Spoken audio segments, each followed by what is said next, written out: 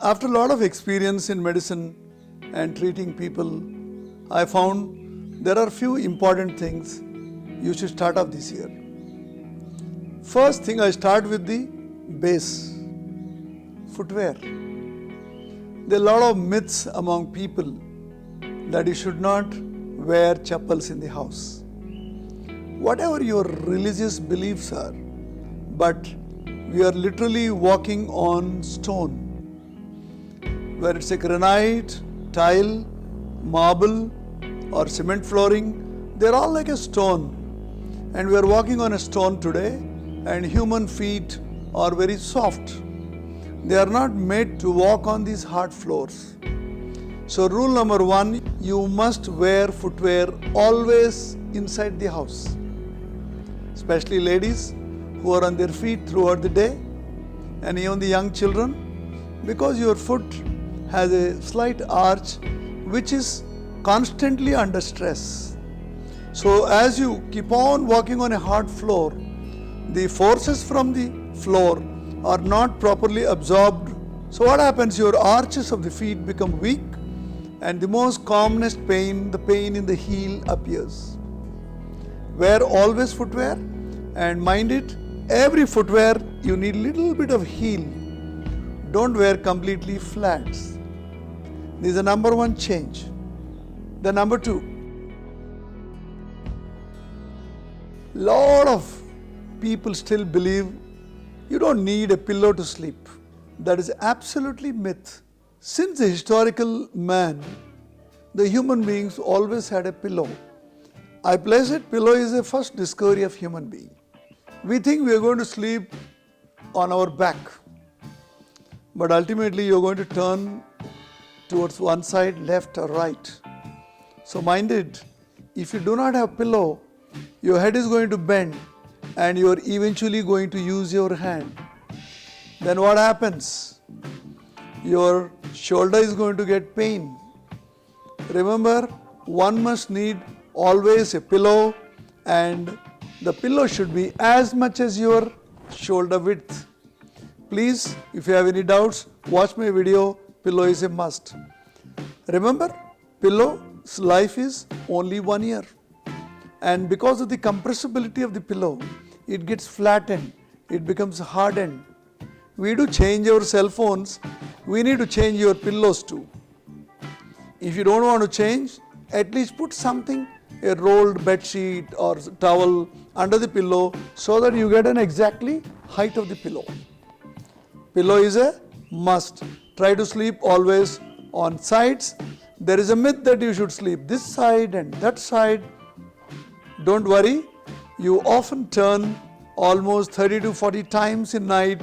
So sleep any side, and mind it, do not watch television, phone or any gadget from your bed. Bed is only to sleep and rest.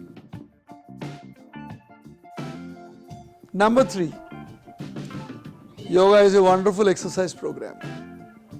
I was also a student of late Guruji B.K.S. Iyengar. So yoga doesn't mean an exercise program. There is a myth among people, yoga is an exercise program. Everybody should do yoga just to reduce weight or to become stronger or to play sports. No, yoga is part of your life. You should start practicing yoga from childhood. In a very easier version of meaning of yoga is a union of prana, dhyana, asana. That means prana is a breathing, the trumpet of life. Dhyana is a mind. You should be always cool and calm and meditative mind. And asana is your body posture, exercise, activity. All these together, that makes you an yogi. Don't exercise just for the sake of building a muscle, reducing weight or becoming suddenly fitter. No. Yoga is a practice of your life. Your life is incomplete without practicing yoga. Yeah. I know what you're saying. Everybody can do yoga. Yes, provided you start from childhood or very younger age. But the problem comes, people start around 40 years of age, 50 years of age, suddenly they think that Surya Namaskar is good and I can do all. I am sorry to tell you, Surya Namaskar is a wonderful routine of yoga, but remember, you have to know all those asanas of the Surya Namaskar individually before you take up a Surya Namaskar. For example, Tadasana, Vrikshasana, Padottanasana, Dandasana, Urdhva Svanasana, Adhomukha Svanasana, again back to Dandasana, then you come back. The cycle of individual asanas made in a cyclic manner is a Surya Namaskar.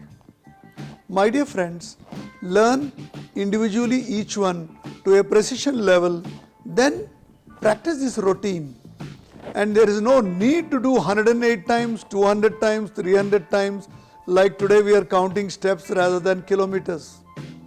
There is no need. Whenever you get time, when you are in a good mood, when your mind is fresh, you do yoga, enjoy, cherish it. Last but most important, people have a lot of problems nowadays. Cervical spondylosis, cervicogenic pain, and frozen shoulder syndrome, upper back pain, lower back pain, disc disease, sciatica. All these are serious ones. They are mostly related to your lifestyle. If you want to do these things, you must verify yourself so that whether you will be able to do your asanas smoothly without major difficulty. This is very important. If you want to do a Vrikshasana with a frozen shoulder syndrome, you are likely to get injury more than benefit. If you have a diabetic retinopathy in the eyes, if you want to do Shirshasana or Viparita Karni or Sarvangasana, Sampurna Halasana, then you may get a bleed. Your blood pressure is out of control, your sugar is more than 300. If you think Yogasanas or Hatasanas are going to benefit you, may not. Because your body is already under stress, it is not able to use your sugars in blood. So you wait a little while, your sugars come down, then restart your exercises. Start with the smaller ones and enjoy them, learn them properly. Do not venture out of your range activities and do not develop pain and don't blame yoga.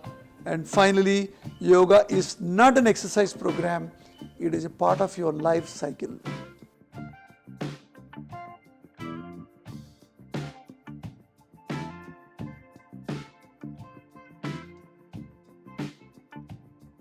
My dear ladies, the whole health of this country depends upon you, because your family health is entirely your responsibility. Every child learns eating habit from mother, emotional habits from mother, gentle caressing habits from mother. Nobody can replace mother.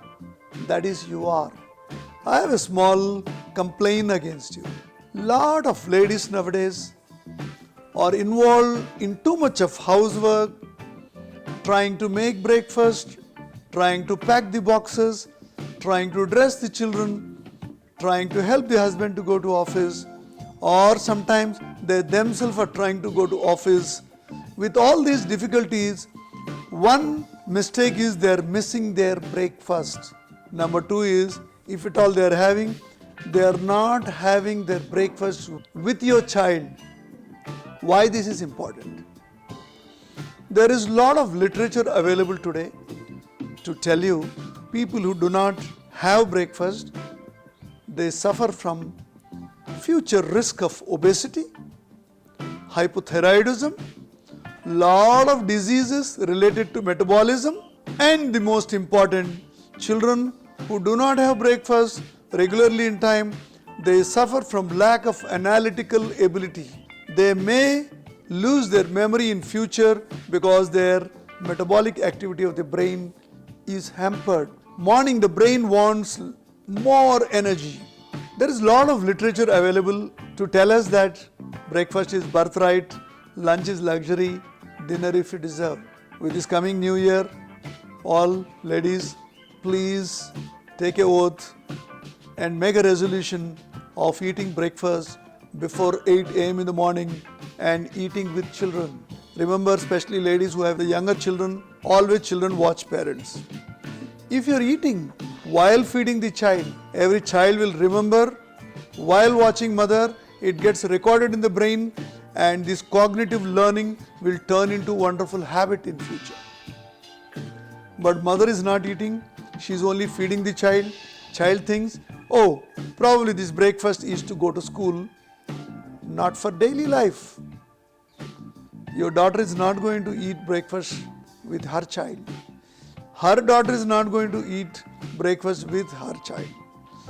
This cyclical phenomena of a wrong habit goes into generation. Imagine this is a seed for disorder. This is a seed for disease. Take my word, please restart your breakfast habit. Eat with your children, eat with your family. Let us invite New Year with our good dietary habits so that we develop a good and greater immunity, not to invite any more virus in future.